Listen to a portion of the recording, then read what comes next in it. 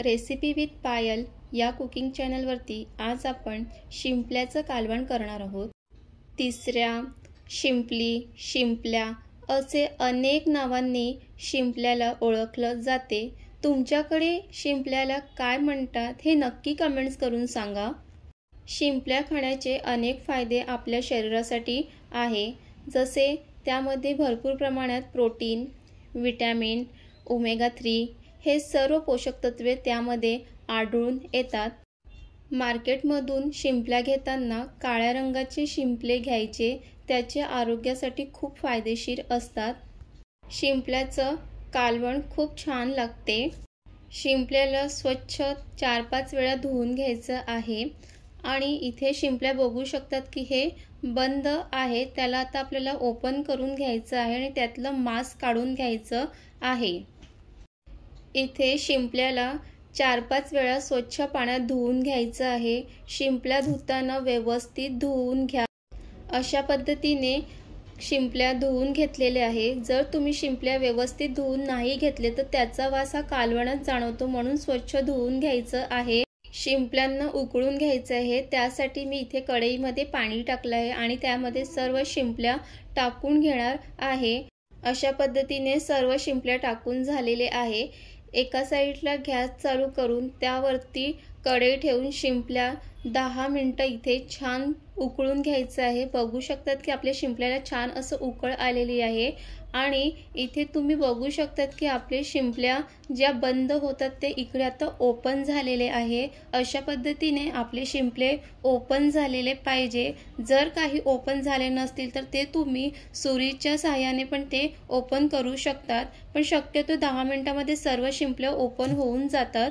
इथे सर्व शिंपल्या एका प्लेटमध्ये काढून घेणार। जेव्हा मी खूप घाईत असते तेव्हा मी शिंपल्या थंड होण्याची वाट नाही बघत, तेव्हा एका प्लेटमध्ये शिंपल्या काढून त्याच्यामध्ये थंड पाणी टाकून ते थंड करून घेते आणि इथे आता आपण एक एक शिंपली ओपन झालेली आहे त्यातली ज्या शिंपलीमध्ये मांस आहे ते वेगळं करणार आणि जी खाली शिंपली आहे ती एका प्लेटमध्ये ठेवणार आहे। तुम्ही व्हिडिओमध्ये बघू शकता की अशा पद्धतीने शिंपल्या ह्या वेगळ्या करायचं आहे। तुम्ही शिंपल्याचं कालवण करतात की सुक्क करतात हे नक्की कमेंट्स करून सांगा।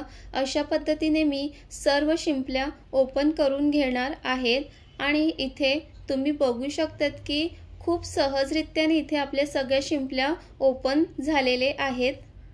अशा पद्धतीने ज्या शिंपल्यामध्ये मांस आहे ते असं वेगळे करून घ्यायचं आहे। तुम्ही बघू शकता की सर्व शिंपल्यांमध्ये मांस आहे आणि जे खाली शिंपल्या आहेत ते फेकून द्यायचं आहे आणि ज्या पाण्यामध्ये शिंपल्या उकळून घेतलेले आहेत ते पाणी नाही फेकायचं आहे, कारण ते पाणी आपण कालवणात वापरणार आहोत।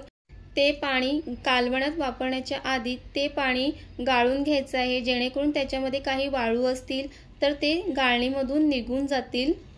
शिंपल्याचं कालवण करण्यासाठी एक वाटण तयार करून घ्यायचं आहे। त्यामध्ये भाजलेलं सुकं खोबरं, लसूण, कोथिंबीर, आलं, मिरची हे सर्व वाटण्यासाठी घ्यायचं आहे। शिंपल्याचं कालवण करताना मी इथे कांदा, टोमॅटो, शेवग्याच्या शेंगा, बटाटा, वांग आणि ठेचलेला लसूण वापरणार आहे। लसूणचा वापर आपण वाटणामध्ये सुद्धा केलेला आहे, पण ठेचलेला लसूण तेलामध्ये टाकल्यामुळे छान अशी चव येते। ते मी सर्व कापून घेतलेले आहे, पण वांग कापून झाल्यावर लगेच त्याला पाण्यात टाकायचं आहे, जेणेकरून ते वांग काळं पडणार नाही आणि इथे मी चिंचेचा वापर करणार आहे। इथे वाटण करून घेणार आहे। वाटण करण्यासाठी मिक्सरचं भांडं घ्यायचं आहे, त्यामध्ये सुक्कं भाजलेलं खोबरं टाकायचं आहे, आलं, मिरची, कोथिंबीर असं हे सर्व टाकून छान अशी पेस्ट करून घ्यायची आहे। इथे मी बारीक पेस्ट करून घेतलेली आहे। तुम्ही बघू शकतात की किती मस्त असं बारीक झालेलं आहे। बारीक होण्यासाठी त्यामध्ये थोडंसं पाणीचा पण वापर करायचा आहे। पाणीचा वापर केल्यामुळे ते छान लवकर पेस्ट होते। चला आता कालवणाला सुरुवात करूया। गॅसवर मी कढई ठेवली आहे। कढईत तेल टाका। तेल व्यवस्थित गरम करून घ्यायचं आहे आणि कांदा ह्यामध्ये उभा चिरलेला कांदा वापरायचा आहे। बारीक चिरलेला कांदा नका वापरू, शक्यतो उभा चिरलेलाच कांदा ह्या कालवणासाठी वापरा।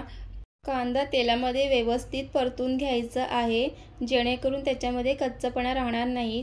मग त्यासोबतच त्याच्यामध्ये ठेचलेला लसूण टाकायचा आहे। इथे ठेचलेला लसूण कालवणात टाकल्यामुळे खूप छान अशी चव येते आणि त्याचसोबत इथे आपण हिरवं वाटण जो करून घेतलं आहे ते सुद्धा आपण त्यात घालणार आहे। शिंपल्याचं कालवण करताना हा वाटणाचा नक्कीच वापर करायचा आहे। ह्या वाटणाचा वापर केल्यामुळे शिंपल्याच्या कालवणाला खूप छान चव येते। जर तुम्ही ह्या वाटणाचा नाही वापर केला तर शिंपल्याला चांगली चव नाही येत, म्हणून शक्यतो ह्या वाटणाचा तुम्ही नक्कीच कालवणामध्ये वापर करा।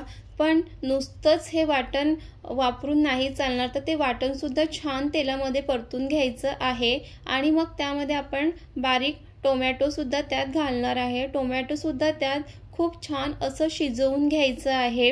टोमॅटो आणि वाटण छान शिजलं पाहिजे म्हणून आपण 2 मिनिटं झाकून त्याची एक वाफ काढून घ्यायची आहे।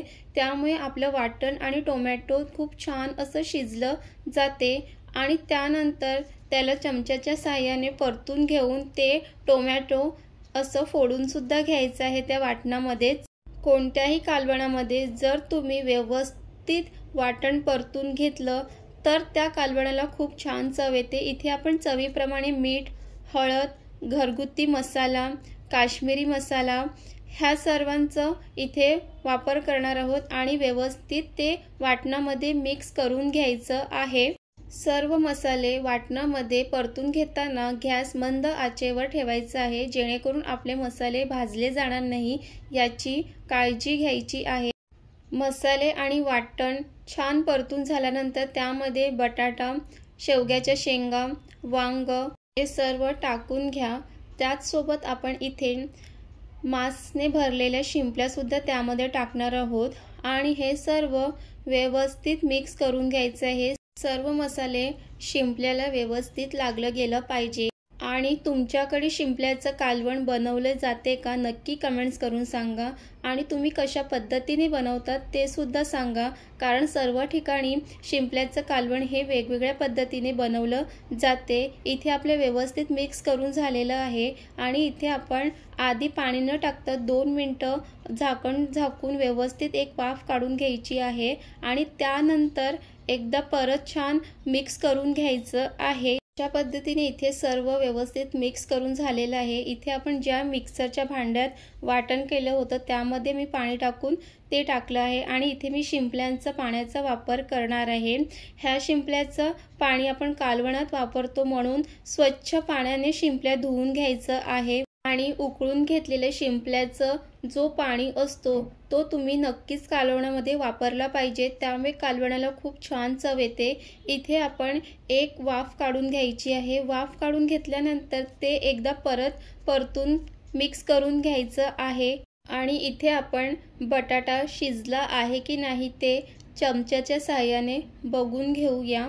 बटाटा व्यवस्थित शिजला गेला आहे। इथे आता आपण चिंचेचा आंबट घालणार आहोत। जर आपण आधीच चिंचेचा आंबट घातलं असतं तर बटाटा लवकर शिजला गेला नसता। आंबट टाकल्यानंतर परत एक वाफ काढून घ्यायची आहे आणि इथे बघू शकतात की शिंपल्याचं कालवण किती छान झालेलं आहे।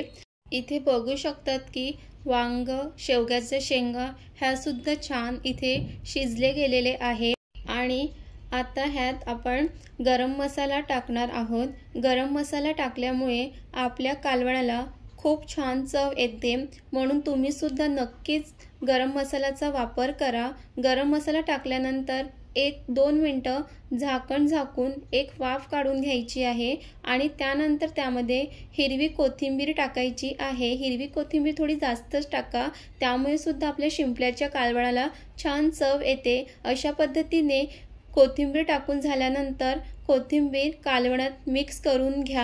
शिंपल्याचं कालवण करताना वापरलेला वाटण आणि गरम मसाला ह्यामुळे ह्या कालवणाचा जो सुगंध आहे तो पूर्ण घरात पसरलेला आहे। तुम्ही सुद्धा नक्की ह्या पद्धतीचं शिंपल्याचं कालवण करून बघा, तुम्हाला सुद्धा खूप आवडेल। आणि तुम्ही आतापर्यंत रेसिपी विथ पायल या कुकिंग चॅनलला सबस्क्राईब केलं नसेल तर सबस्क्राईब करून घ्या आणि रेसिपी कशी वाटली ते नक्की कमेंट्स करून सांगा।